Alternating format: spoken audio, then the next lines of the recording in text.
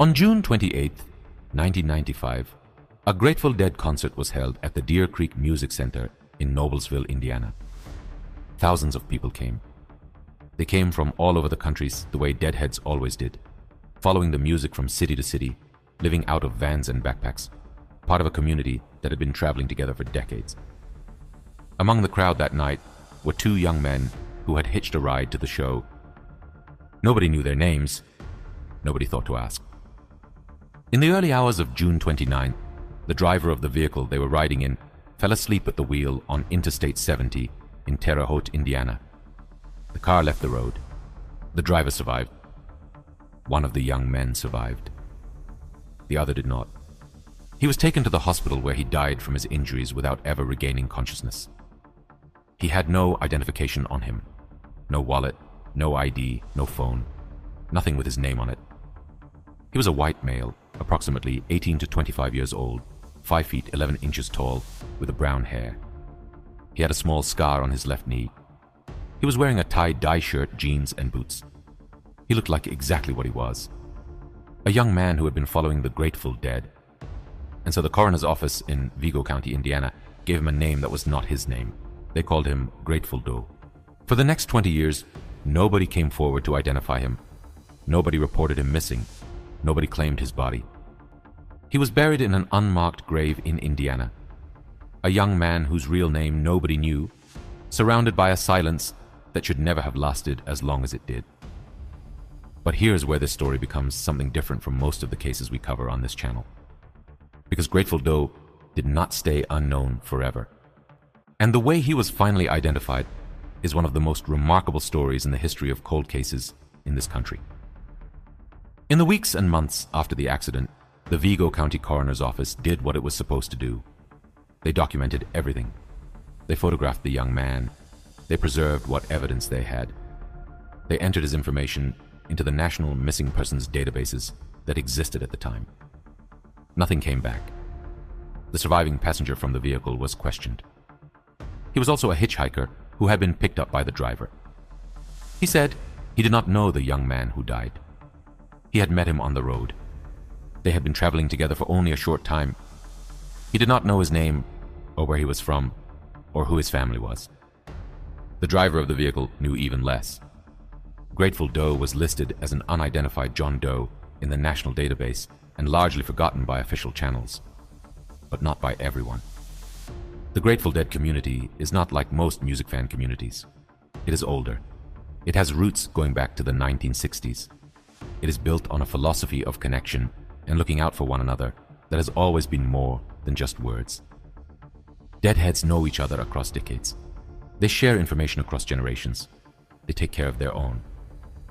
When word spread in Deadhead circles that a young man had died after a show with no identification, people paid attention. In the early days of the internet, Grateful Dead fan forums and message boards became the first places where people started gathering information about the unidentified young man from the Deer Creek show. People who had been at the concert that night shared what they remembered. People tried to piece together who might have been seen hitchhiking in the area. People reached out through the networks they had built over years of following the band. It was not enough. Not yet. The internet in the mid to late 1990s was not powerful enough to do what needed to be done. The case went quiet. Years passed. Grateful Doe remained in his unmarked grave in Indiana with a name that was not his name. Here is something I want you to understand about what it means for a young person to go unidentified for 20 years. It means somewhere a family spent 20 years not knowing. Not knowing if their son was alive or dead. Not knowing if he had simply walked away from his life and chosen not to come back. Not knowing if he was out there somewhere, living a different life, needing something they could not provide because they could not find him. The particular torture of not knowing is something that runs through almost every case we cover on this channel. But there's something specific about a young man who died and was buried and whose family had no way of knowing where he was or what had happened to him. While Grateful Doe lay in an unmarked grave in Indiana, his family was living somewhere in this country, carrying the weight of his absence with no explanation attached to it. That weight does not lift. It does not ease with time. the way other kinds of grief sometimes do. It just sits there, permanent and immovable. And for 20 years, that is exactly what his family carried. In 2012, the National Missing and Unidentified Person System, known as NamUs, began digitizing and centralizing cold case files from across the country in a way that had not been possible before. Grateful Doe's file was entered into the system. The photograph taken by the coroner's office in 1995 was uploaded. And the information became accessible to a new generation of people who had the tools and the determination to do something with it. Around the same time, a community of online cold case investigators had grown up around websites and forums dedicated to identifying John and Jane Does from across the country. These were not professional investigators. They were ordinary people, teachers and nurses and students and retirees, who had decided that unnamed dead deserved names and that they had the time and the skills to help find them. The Grateful Doe case found its way into this community. And what happened next is a testament to what people can accomplish when they refuse to accept that a mystery is unsolvable. The online investigators began from what they had: a photograph, a physical description, a tie-dye shirt, a Deer Creek concert. June 1995. They went to the Grateful Dead community, which had never stopped caring about this case. They found people who had been at the Deer Creek show that night. They found people who remembered seeing young men hitchhiking in the area. They built a picture, piece by piece, of who might have been traveling through Indiana in the summer of 1995 following the dead. They posted the photograph everywhere they could: Grateful Dead forums, cold case websites, social media as it grew and expanded, Reddit communities dedicated to identifying John Does. They asked one simple question over and over: do you recognize this young man? For years, the answer was silence. And then, in 2015, something shifted. A woman named Jessica was browsing a cold case forum when she came across the photograph of Grateful Doe. She stopped. She looked at the photograph for a long time. She thought about a young man she had known 20 years earlier. A young man who had disappeared from her life and the lives of people around him without explanation in the summer of 1995. A young man whose family had spent 2 decades wondering where he had gone. She reached out to the forum. She said she thought she might know who this was. His name, she believed, was Jason Callahan. Jason Callahan was from Lexington, South Carolina. He was born in 1976, which would have made him 18 years old in the summer of 1995. He had been a young man with a deep love of music and the wandering spirit that the Grateful Dead seemed to attract in certain kinds of souls. He had left home to follow the dead in the summer of 1995, and he had never come home. His family had reported him missing. His case had been entered into missing persons databases.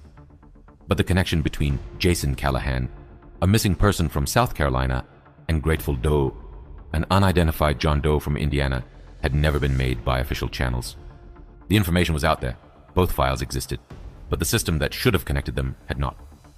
It took 20 years, and a woman on a cold case forum who looked at a photograph and recognized a face she had not seen since 1995.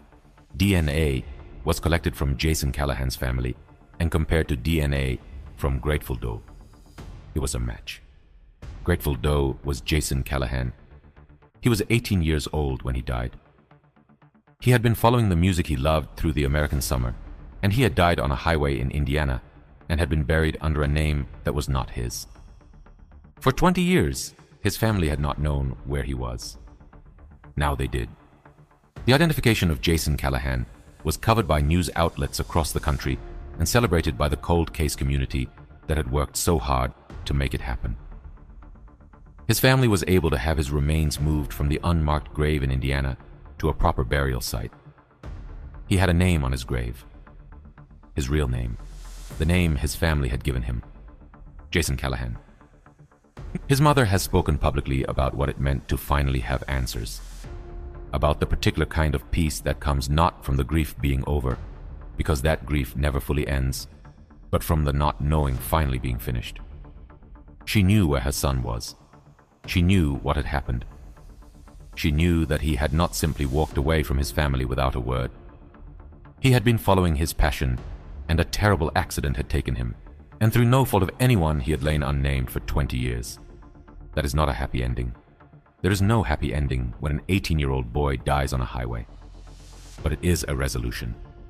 And for the families of the unnamed dead, resolution is everything.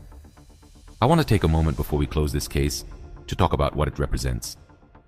Because the story of Jason Callahan is not just the story of one young man and one family. It is the story of what happens when communities refuse to give up. When ordinary people decide that the unnamed deserve names and put in the quiet, unglamorous work of making that happen. The people who identified Jason Callahan were not FBI agents or forensic scientists. They were people sitting at computers on their lunch breaks and after their kids went to bed, looking at photographs and asking questions and connecting dots across databases and forums, and 20 years of silence. They did what the official system could not do. And because of them, a mother knows where her son is buried. There are currently over 600 unidentified individuals in the NAMUS database in the United States alone. 600 people buried under names that are not their names, in graves their families cannot find, in cases that official channels have not been able to close. Every single one of them has a family somewhere carrying that weight.